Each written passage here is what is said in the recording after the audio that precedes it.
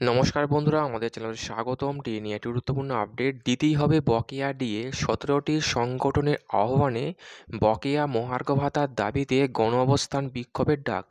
তো বন্ধুরা, ডিএ সংক্রান্ত আপডেটটি নিয়ে আমরা স্টেপ বাই স্টেপ আলোচনা করব। তো অবশ্যই আপনারা ভিডিওটি স্কিপ না করে অবশ্যই পুরোটা দেখবেন।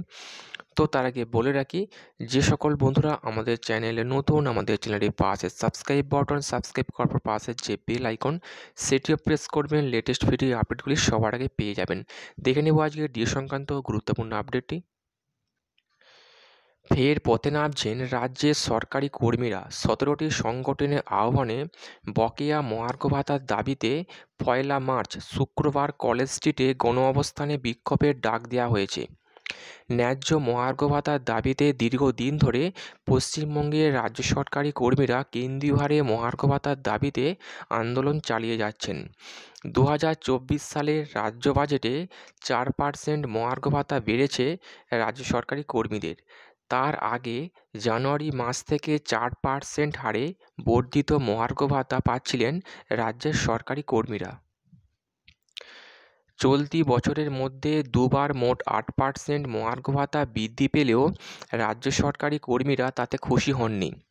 এই মুহূর্তে কেন্দ্রীয় সরকারি কর্মীরা 46% মহার্ঘ ভাতা পাচ্ছেন। কেন্দ্রীয় হারে মহার্ঘ ভাতার দাবিতে এখনও আন্দোলন জারি রেখেছেন সরকারি কর্মীরা। 17টি সংগঠনের পক্ষ থেকে বলা হচ্ছে, আমরা পশ্চিমবঙ্গ সরকারের বেতনভুক্ত সর্বস্তরের কর্মী, আধিকারিক, শিক্ষক, শিক্ষাকর্মী, ডাক্তার, নার্স, স্বাস্থ্যকর্মী, পেনশন প্রাপকগণ গভীর উদ্বেগের সঙ্গে লক্ষ্য করছি যে এই মুহূর্তে আমরা কেন্দ্রীয় হারের চেয়ে 32% মহার্ঘ ভাতা কম পাচ্ছি। মহার্ঘ ভাতা কিন্তু বেতন বৃদ্ধি নয়, মূল্য বৃদ্ধির কারণে বেতনের ক্ষয়পূরণের একটা চেষ্টা মাত্র। এক্ষেত্রে বকেয়া পাওনা দিতে রাজ্য সরকার টালবাহানা করছে, তাই অবিলম্বে এআইসিপিআই অনুসারে বকেয়া মহার্ঘ ভাতা অবিলম্বে প্রদান এবং আরও কয়েকটি দাবিতে 1 মার্চ শুক্রবার কলকাতা কলেজ স্ট্রিট চত্বরে সারাদিনের অবস্থান সংগঠিত হচ্ছে।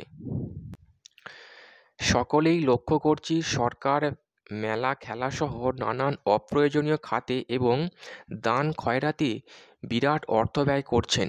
উল্টোদিকে সরকারের সমস্ত প্রকল্প এবং বিস্তর কর্মকাণ্ড রাজ্য সরকারের কর্মী, শিক্ষক, শিক্ষাকর্মী, ডাক্তার, নার্সরা এগিয়ে নিয়ে চলেছেন এবং পরিকাঠামো ও লোকবলের অভাব সত্ত্বেও জনগণকে তারা সাধ্যমতো পরিষেবা দিতে চলেছেন।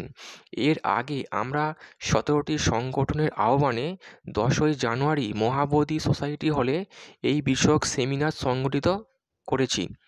উপস্থিত ছিলেন সুপ্রিম কোর্টের প্রাক্তন বিচারপতি শ্রী অশোক গাঙ্গুলি, আইনজীবী পার্থসারথী সেনগুপ্ত প্রমুখ। পরবর্তীকালে 28শে জানুয়ারি কলকাতা ভারতসভা হলে এক কনভেনশনে মিলিত হই আমরা। এরই ধারাবাহিকতায় উল্লেখিত সংগঠনগুলির আহ্বানে প্রথম রাস্তার আন্দোলন কলেজ স্ট্রিটে অবস্থান হবে। এই অবস্থানে রাজ্যের সমস্ত প্রান্ত থেকে সরকারি কর্মী, শিক্ষক, ডাক্তার, নার্স, পেনশনারগণ উপস্থিত হবেন। এই আন্দোলনের সংহতি জানাতে উপস্থিত থাকবেন বিশিষ্ট শিক্ষাবিদ মীরাতুন নাহার, সমাজকর্মী অধ্যাপক সুজাতা ভদ্র, অন্যান্যরা। এই 17টি সংগঠনের বাইরেও অন্যান্য বেশ কয়েকটি সংগঠন 1 মার্চ অবস্থানে এসে আমাদের এই যৌথ আন্দোলনের সঙ্গে যুক্ত হওয়ার কথা জানিয়েছেন।